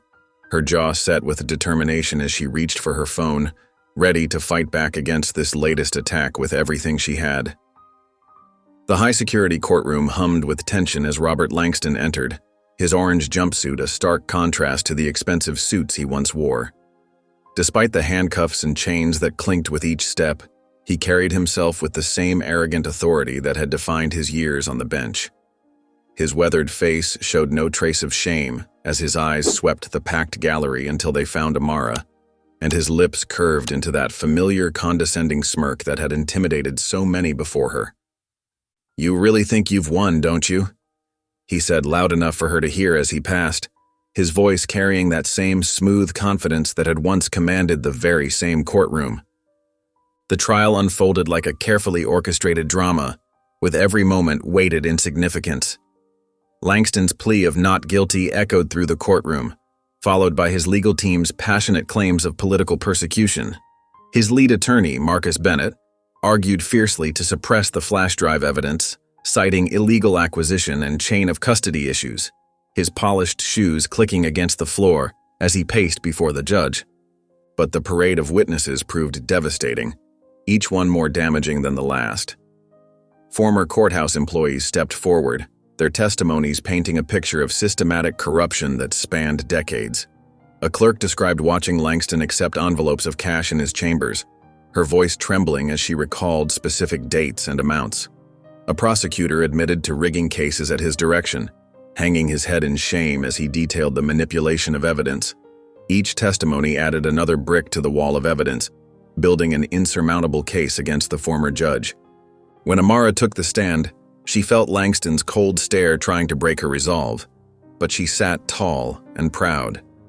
Bennett approached with calculated precision, his questions designed to undermine her credibility, his expensive suit rustling with each deliberate step. "Isn't it true, Judge Davis, that you're currently under investigation for bribing witnesses?" Bennett's voice dripped with false concern. His practiced tone meant to plant seeds of doubt. "That accusation is false," Amara replied firmly, her voice steady and clear as a bell. "And it's a desperate attempt to distract from the real issue, your client's decades of corruption that destroyed countless lives." Her unwavering gaze swept across the courtroom as she proceeded to detail case after case, where Langston had deliberately sentenced young black men to excessive prison terms for profit, her words painting vivid pictures of lives destroyed by greed. Ethan Calloway's testimony proved to be the final nail in Langston's coffin.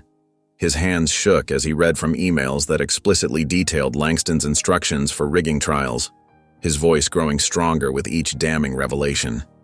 The jury listened intently, some taking notes, as Ethan described the intricate system of kickbacks and threats that had kept the corruption hidden for so long, his former fear now replaced with determination. After 3 tense days of deliberation, the jury returned, their faces solemn. The forewoman stood, her voice clear in the silent courtroom. "On all counts of bribery, conspiracy, and judicial misconduct, we find the defendant, Robert Langston, guilty." A collective exhale seemed to sweep through the gallery. As officers led Langston away in handcuffs, he paused beside Amara's seat, his chains rattling softly. His smirk remained, though it couldn't hide the defeat in his eyes, now dulled by the weight of justice. "You may have won this round, Judge Davis, but the system won't change." Amara met his gaze without flinching, her expression filled with quiet triumph. "Watch me." That night, the harsh ring of her phone jolted Amara from sleep, her heart skipping a beat at the unexpected intrusion. Valerie's voice crackled through the speaker, urgent and strained, with an edge Amara had never heard before. "Turn on the news now."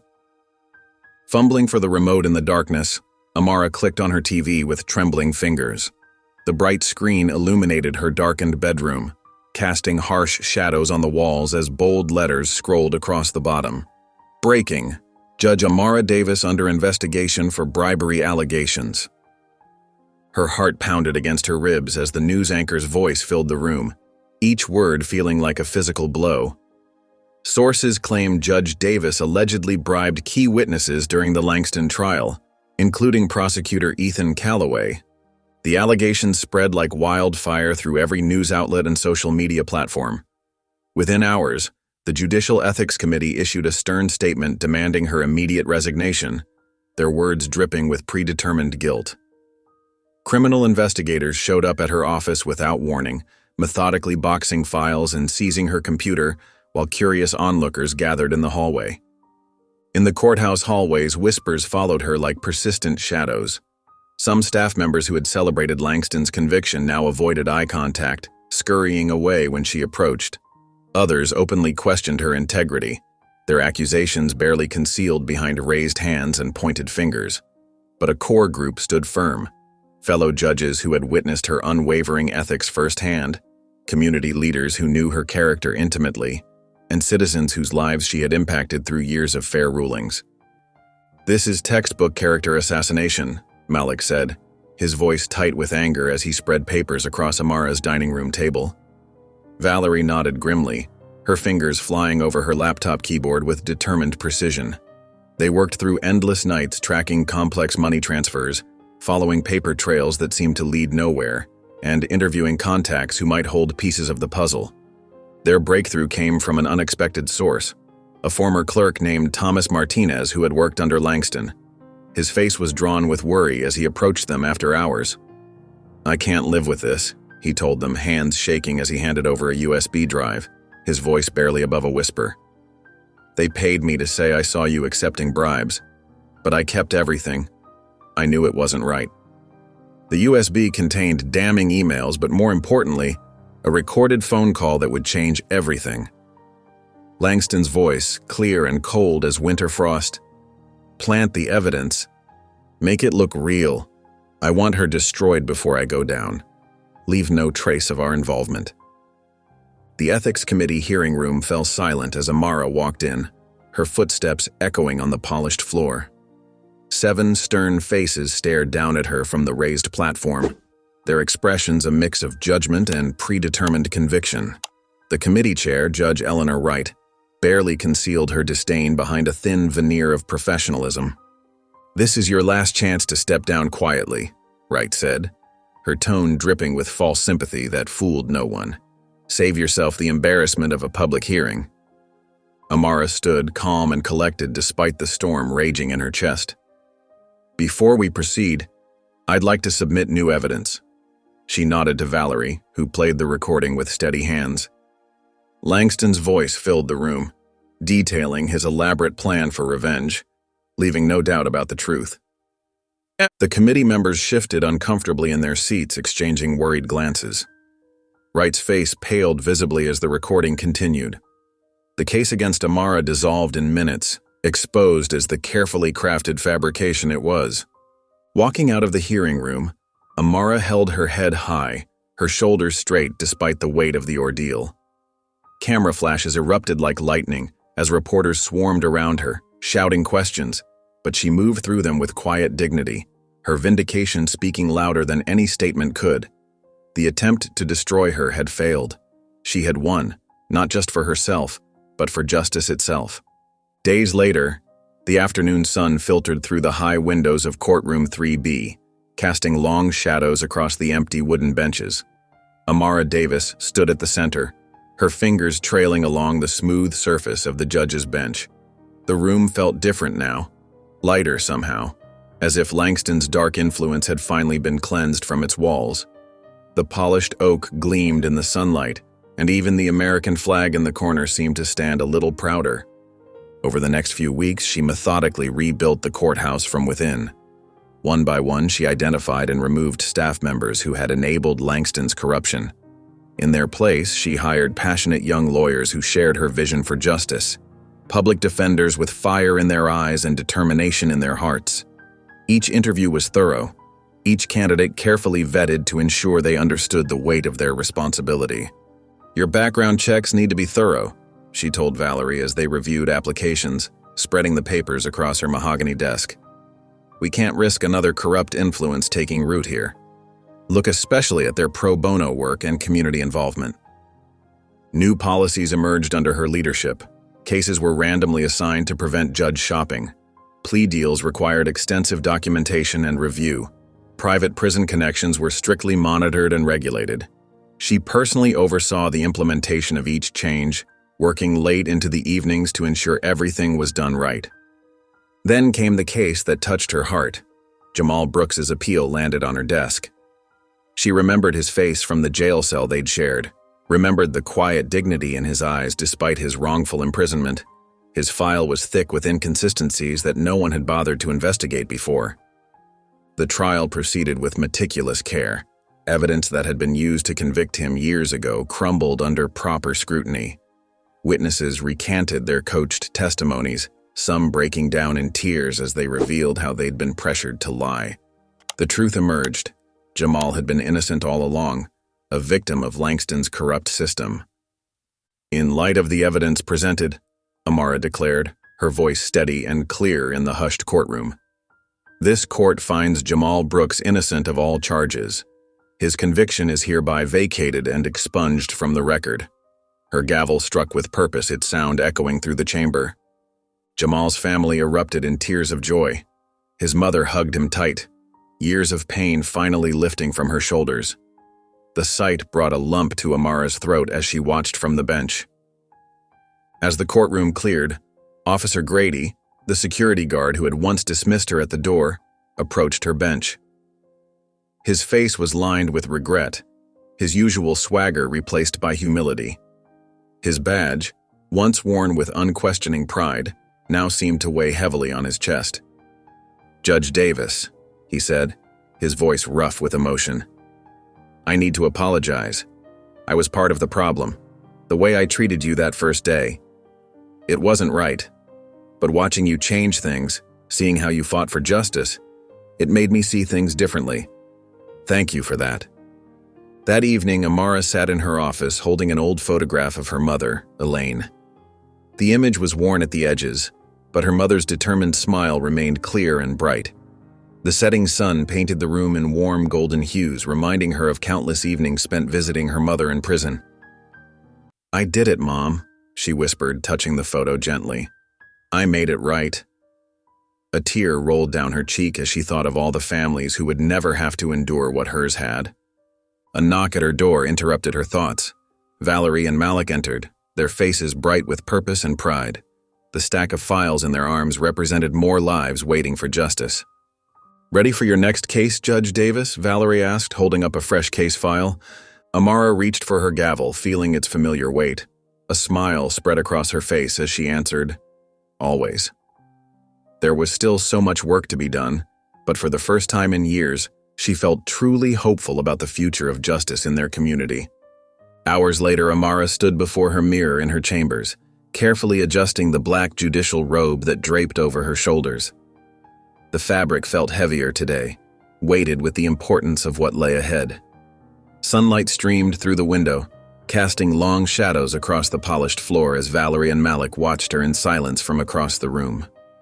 The morning light caught the silver threads in her dark hair, highlighting the determination etched across her face. Her fingers traced the smooth fabric, remembering the day she first put on the robe, full of hope and purpose. "Are you sure about this?" Malik asked, his voice tight with concern. His hands were stuffed in his pockets, betraying his nervous energy. Beads of sweat dotted his forehead despite the cool air conditioning. He shifted his weight from one foot to the other, unable to stay still. "Yes," Amara replied without hesitation, her voice steady and clear. "This one matters more than any other case I've ruled on." She squared her shoulders, drawing strength from the familiar weight of responsibility. The reflection in the mirror showed a woman who had fought too hard to back down now. The case file on her desk told a familiar story. Richard Coleman, a powerful white businessman with deep pockets and even deeper connections, stood accused of bribing judges and fixing trials for over a decade. The evidence painted a picture that mirrored Langston's corruption, but Coleman's reach extended further, his influence more insidious. His fingerprints were on dozens of cases, each one representing a life destroyed by his manipulation of justice. The thickness of the file spoke to the magnitude of his crimes, each page documenting another instance of justice denied. His legal team, a collection of the state's most expensive attorneys, had already filed multiple motions to dismiss the charges. They cited technicalities, procedural errors, anything to keep their client from facing justice.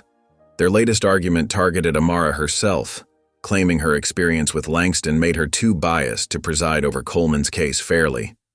The stack of motions grew taller each day, like a paper fortress built to protect their client. Each motion was crafted with surgical precision, designed to chip away at the foundation of the case. The Judicial Ethics Committee's threat arrived that morning, a carefully worded warning that ruling against Coleman would be seen as evidence of her bias. They would use it as grounds for impeachment, ending her career on the bench. But stepping down meant another judge would take her place, one who might be more amenable to Coleman's influence. The committee's letter sat on her desk, its official letterhead gleaming mockingly in the morning light. The paper felt cold and threatening under her fingertips. "They want you gone, Amara," Valerie said softly, her dark eyes filled with worry as she straightened papers on the desk.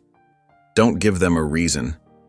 Her fingers trembled slightly as she organized the files, betraying her own anxiety about what was to come. The rustle of paper filled the tense silence between them. Malik shook his head, stepping forward. "If you let this slide, Everything we fought for means nothing." His voice carried the weight of their shared battles, of all they'd sacrificed to clean up the courthouse. The scars of their previous victories were still fresh. His words hung in the air like a challenge. Amara smoothed her robe one final time, her decision already made. She would stay on the case, regardless of the consequences. The principles of justice she'd fought so hard to uphold meant nothing if she backed down now. Her mother's face flashed in her mind, strengthening her resolve. The memory of visiting her mother behind prison bars fueled her determination. As she entered the courtroom, Coleman sat at the defense table, his expensive suit as crisp as his confident smirk. His lawyers shuffled papers with barely contained satisfaction, as if they'd already won. But Amara's grip tightened on her gavel as she approached the bench. The wooden steps creaked beneath her feet, each step bringing her closer to the moment of truth.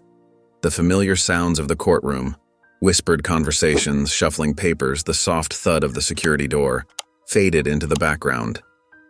"Not today," she whispered under her breath. "Not in my court."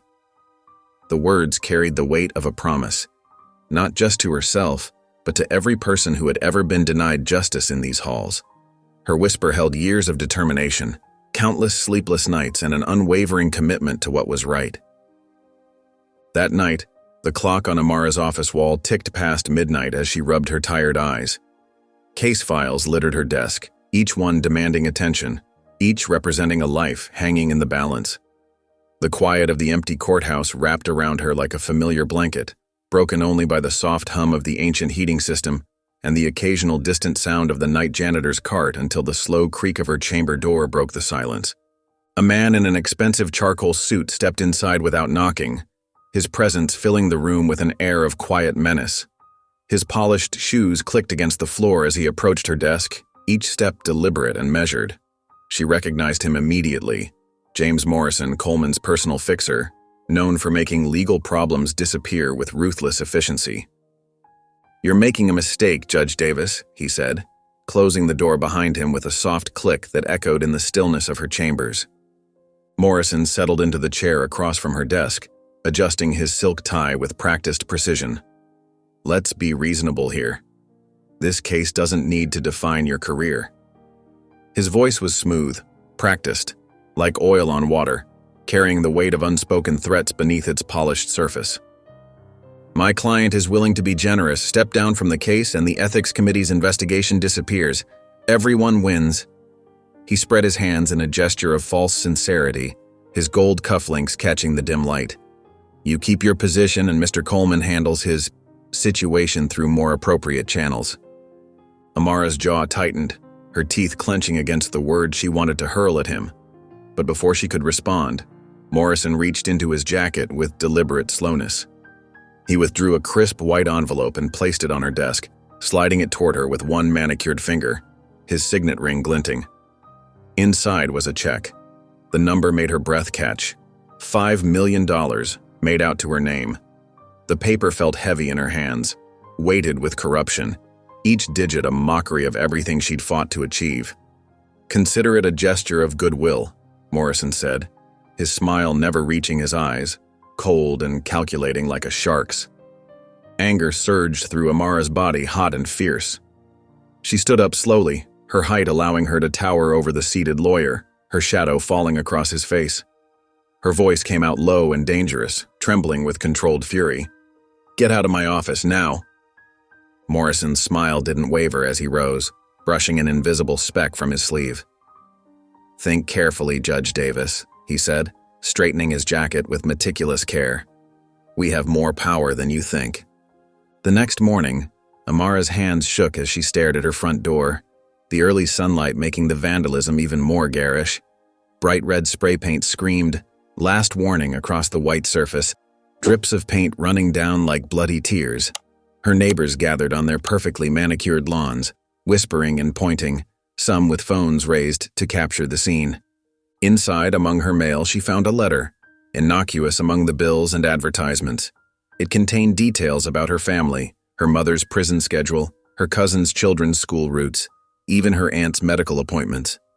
The paper crinkled in her trembling grip, each word a knife to her heart. Malik arrived within minutes of her call, his police badge catching the morning light as he rushed up her walkway, his face dark with worry.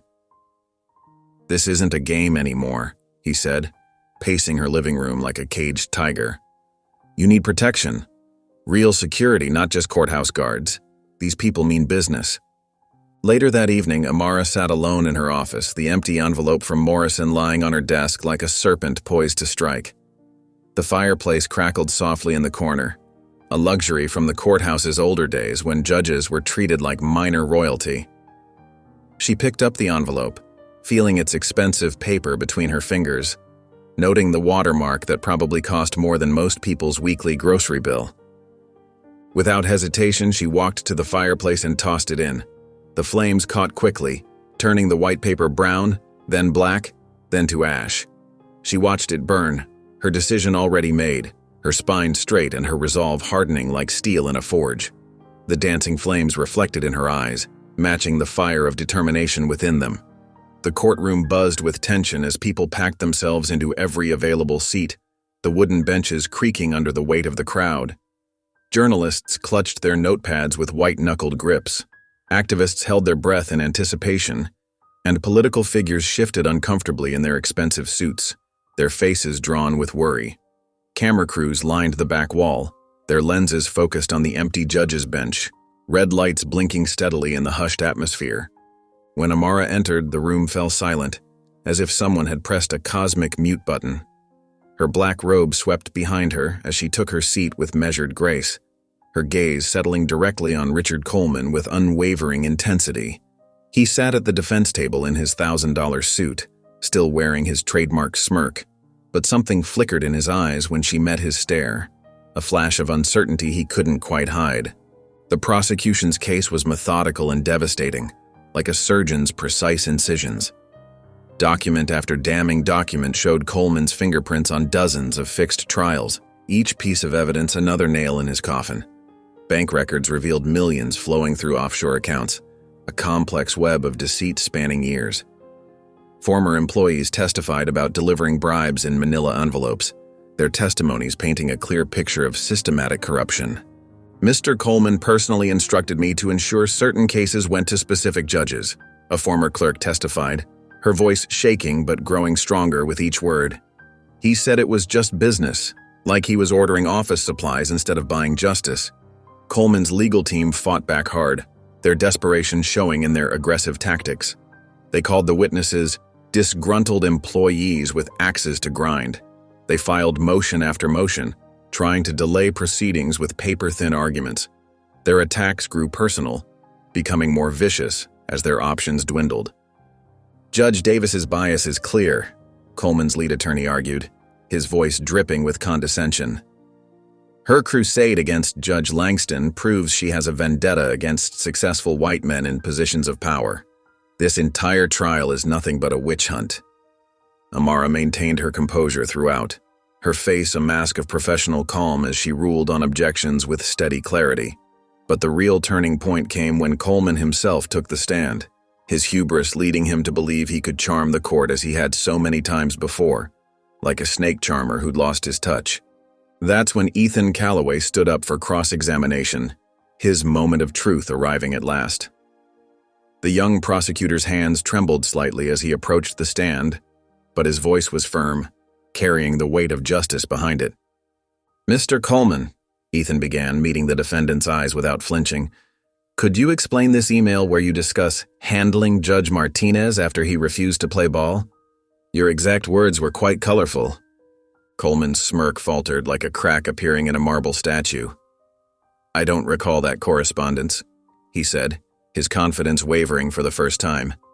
Ethan produced document after document, each one tightening the noose around Coleman's neck. The young prosecutor moved with the precision of someone who'd spent countless nights preparing for this moment. Coleman's answers grew defensive, then angry, then desperate, his carefully constructed facade cracking under the relentless pressure of truth.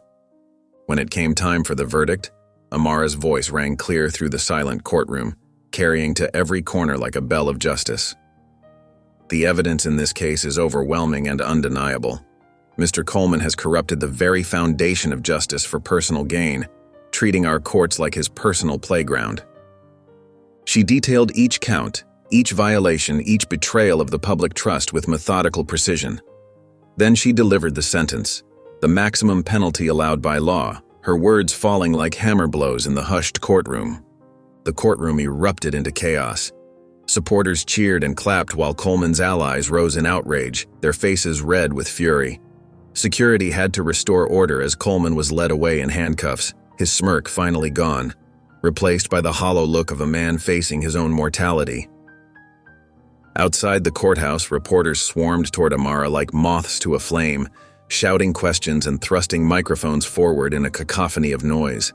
But she didn't stop to answer. She kept walking, her face turned upward toward the sky, taking in a deep breath of the crisp autumn air. For the first time in a long time, the air felt clean, carrying the sweet scent of justice served. Months had passed since the Coleman verdict, and the Jefferson County Courthouse stood transformed. The marble halls that once echoed with whispers of corruption now rang with the steady footsteps of justice. Sunlight streamed through the tall windows, casting warm patches across Amara's desk as she sat in her chambers, carefully reading through a stack of letters that had grown taller with each passing week.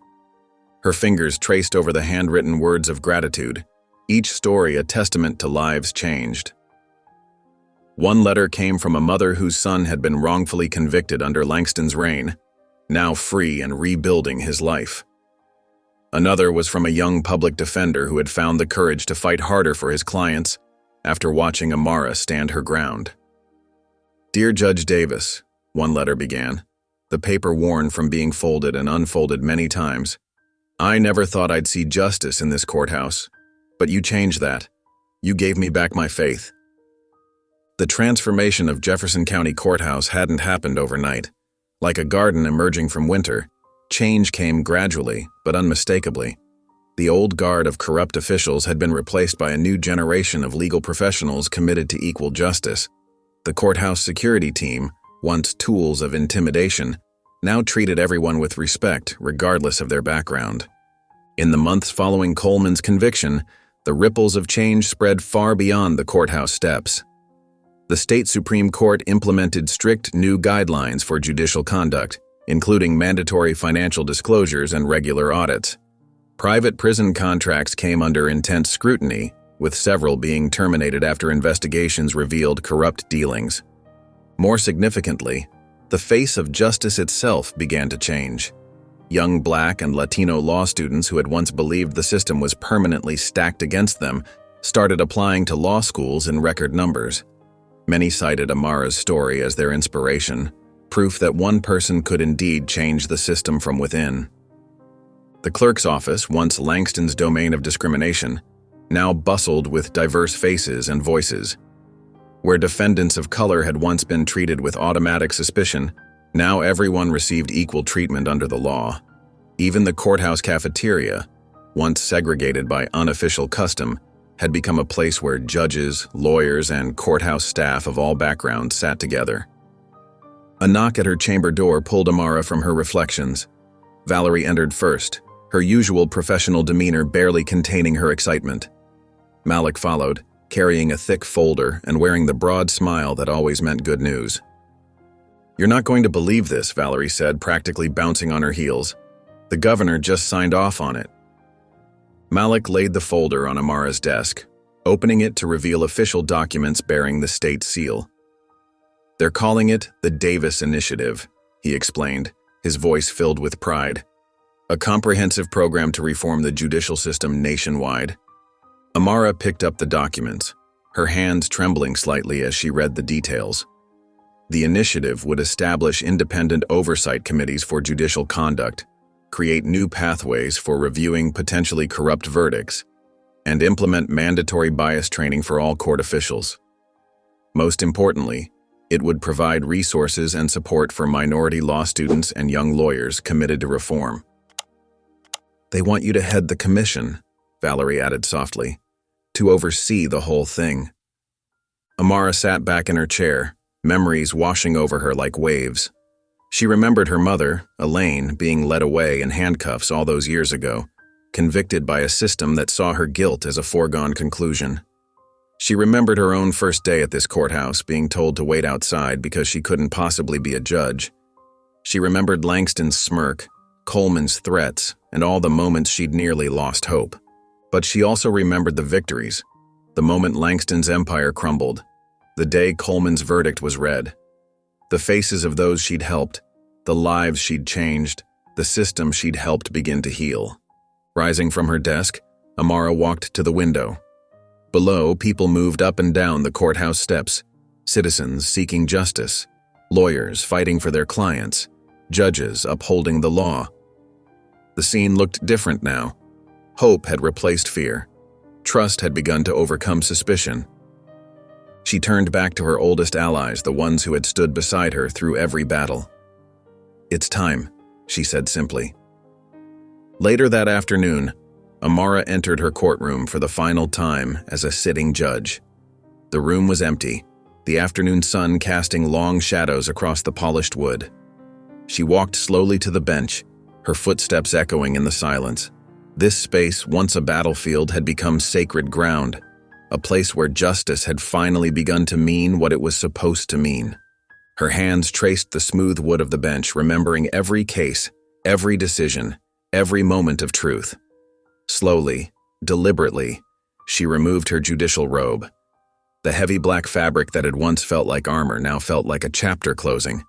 As she folded the robe carefully, she knew she was no longer just Judge Davis. She had become something more, a symbol of what was possible, a reminder that justice wasn't just an ideal, but a fight worth winning. When she stepped into the courthouse hallway, a young black law student stood waiting, clutching a textbook to her chest. The student's eyes widened with recognition, a mix of nervousness and excitement crossing her face. "Judge Davis?" the student said, her voice barely above a whisper. "I just wanted to say, you inspire me." Amara looked at the young woman, seeing in her eyes the same fire, the same determination she had felt all those years ago. She placed a gentle hand on the student's shoulder, feeling the weight of the moment, the passing of the torch. "Then it's your turn now. If you enjoyed the story of Judge Davis, I handpicked this next story that you will love. Please don't miss. If you enjoyed the story of Judge Davis, I handpicked this next story that you will love. Please don't miss this one. Click here to watch it."